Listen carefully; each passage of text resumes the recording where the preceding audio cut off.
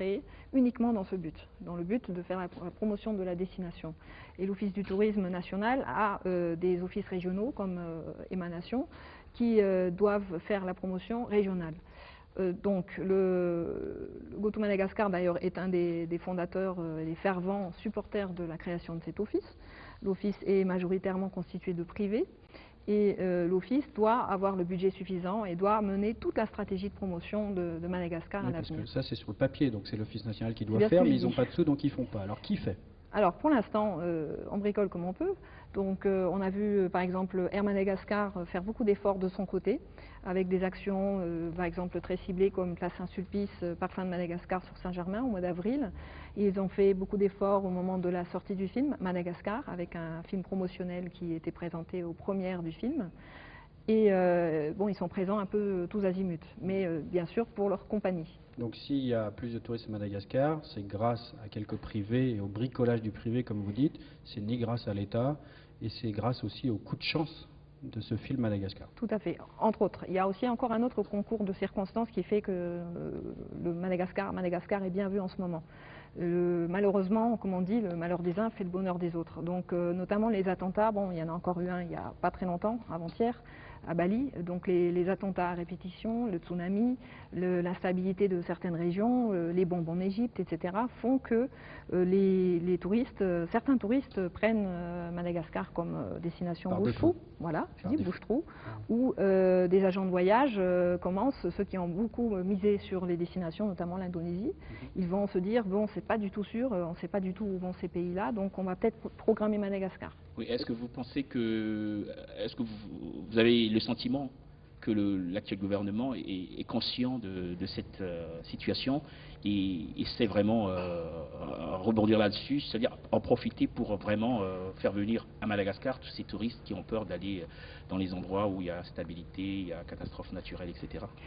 Je pense qu'il y a une prise de conscience partielle, c'est-à-dire il y a quelques personnes qui ont pris conscience de ça, mais il n'y a aucune stratégie vraiment volontaire actuellement qui est mise en place pour dire bon, on va profiter de cette situation pour s'engouffrer dans une brèche. On ne s'engouffre pas dans une brèche sans moyens. Donc il n'y a pas de budget prévu pour faire on devrait faire actuellement par exemple une grande campagne de promotion autour du film. Maintenant c'est trop tard parce que le film est sorti en juin et il n'est plus à l'affiche en Europe. Bon, on pourrait parler aussi du film qui ressort de la suite du film, Madagascar 2 sort en 2008. On pourrait surfer sur cette vague, rien que sur ce film, on pourrait surfer sur le niveau mondial, sur le film Madagascar pendant 3 ans d'affilée. Mais entre vouloir faire les choses et puis les appliquer, il faut vraiment un business plan, il faut une stratégie chiffrée et trouver les finances. Est-ce que vous savez approximativement combien il y a d'argent qui a été dépensé pour la promotion touristique de Madagascar l'année dernière? Est-ce que vous avez des chiffres? Il n'y a même pas vraiment des chiffres parce que ça manque énormément de transparence. C'est-à-dire que les actions... Il faut savoir que l'Office national du tourisme ne fonctionne que depuis avril cette année. Auparavant, avant le 1er avril 2005, la vignette était encaissée et gérée directement par le ministère. Donc il n'y a pas d'administrateur au sein du ministère, d'administrateur privé pour vérifier leurs comptes. Et il n'y a pas eu l'année dernière vraiment une stratégie claire de présence dans les foires. Donc on ne peut pas dire que telle action a rapporté tant d'argent. Est-ce que vous avez des comparatifs par rapport à la promotion de Maurice, de l'Afrique du Sud? Combien ils dépensent de milliers ou de millions de dollars par an? Ça se chiffre en millions de dollars. En tout cas, je n'ai pas les chiffres de l'Afrique du Sud, mais ceux de Maurice sont effarants. C'est-à-dire qu'en fait, déjà, ils ont un budget de plusieurs millions de dollars, de l'ordre de 6 ou 7 millions de dollars donnés par le gouvernement, directement donc sur le budget de l'État, ça va directement à l'Office du tourisme là-bas. Le complément, c'est-à-dire qu'ils ont trouvé que ce n'est pas assez, donc ils ont rajouté depuis avril cette année une taxe de 20 € par personne qui arrive à Maurice. Cette taxe de 20 € va aussi au bénéfice de la promotion.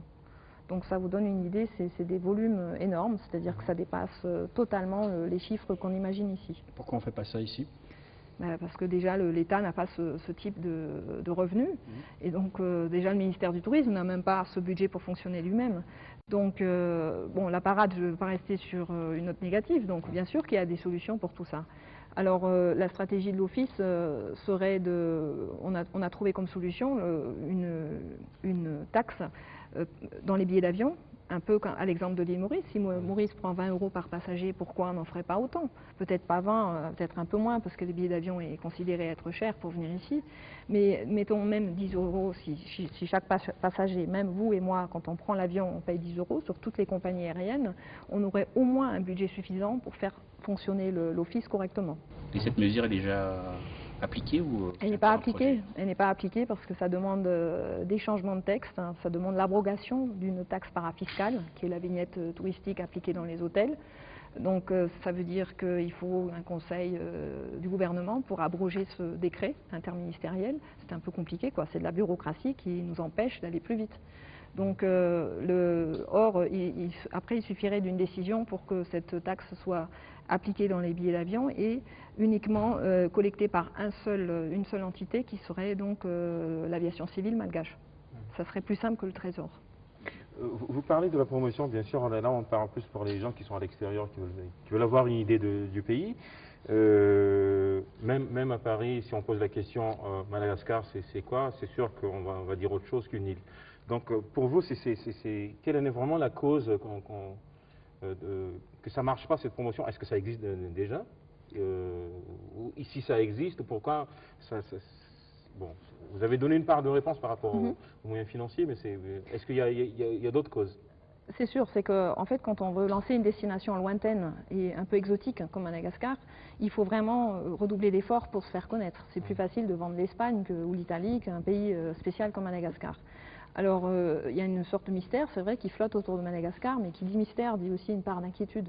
Donc les gens sont un petit peu, comme ils manquent d'informations, ils imaginent aussi des choses négatives, bon, où ils souffrent de la désinformation d'une partie de la presse. Par exemple, dans les pays anglo-saxons, les seules images qui sont montrées de Madagascar concernent souvent la destruction de l'environnement. Donc franchement, le téléspectateur qui ne s'intéresse pas plus que ça à Madagascar, il va se dire, bon là-bas tout brûle, il n'y a que des problèmes de l'environnement, parce que c'est ça qu'on montre. Le client français va être, ou réunionnais, francophone, quoi, va être plus influencé par les médias français qui vont parler de maladies, d'insécurité, de troubles politiques, parce qu'ils sont plus proches de Madagascar, et aussi de problèmes d'environnement.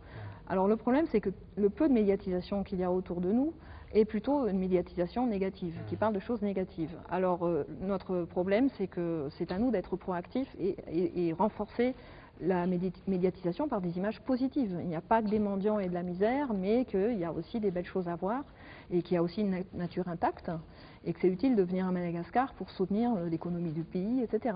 Mais comme je dis, c'est quand même un petit peu le serpent qui se mord la queue. Il faut vraiment des moyens pour lancer une grande campagne de 3x4 dans le métro, faire des émissions positives à la télé et ne pas attendre ici que les émissions étrangères se fassent ici, parce que si c'est eux qui font la démarche de venir ici, c'est eux qui choisissent les sujets. Oui, en parlant de médiatisation aussi, on a lu dans quelques organes de presse à Madagascar la participation de Théo, quelques Théo malgaches à des foires internationales sur le tourisme ou à des salons internationaux sur le tourisme. Est-ce que la présence à ces foires-là suffit-elle à faire connaître et à faire vendre Madagascar? Alors c'est déjà, heureusement qu'il existe au moins ces initiatives-là, parce que ça fait plus de 15 ans que les opérateurs privés viennent à leurs frais à toutes les foires européennes ou quelques foires régionales. Ça veut dire que s'ils n'étaient pas là, si ces gens-là n'étaient pas là, ils ne faisaient pas cet effort financier de leur propre chef, on serait absent partout.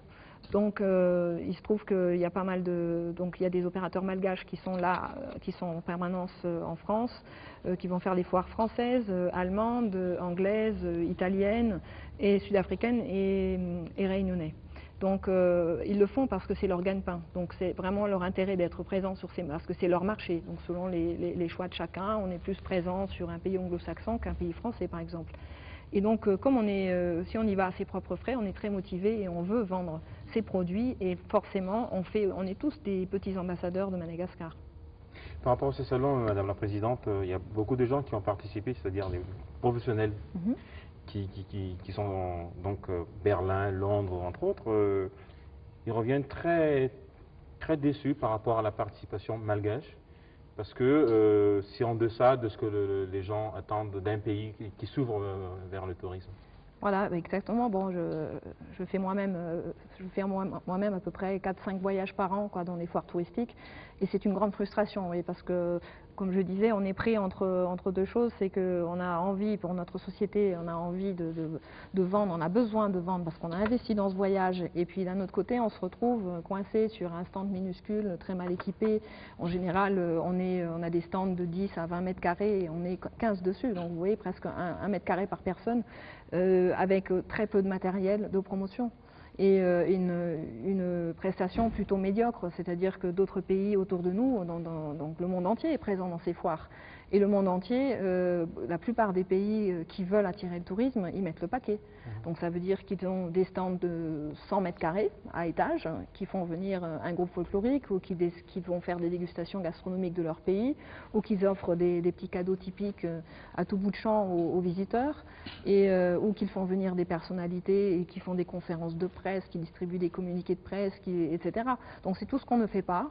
Bon, faute d'argent toujours, faute un peu d'organisation aussi, parce qu'il n'y a pas pour l'instant, l'organisme fédérateur étant l'Office, tant que l'Office ne peut pas fonctionner, on ne peut pas demander aux opérateurs privés de s'occuper et de leur travail et de la destination nationale. Je vais être assez précis dans ma question. Est-ce que c'est vrai que la plupart des gens qui assistent à ces salons, venant de Madagascar, ne sont pas des vrais professionnels, mais c'est des gens qui veulent sont là pour faire de la tourisme figuration aussi.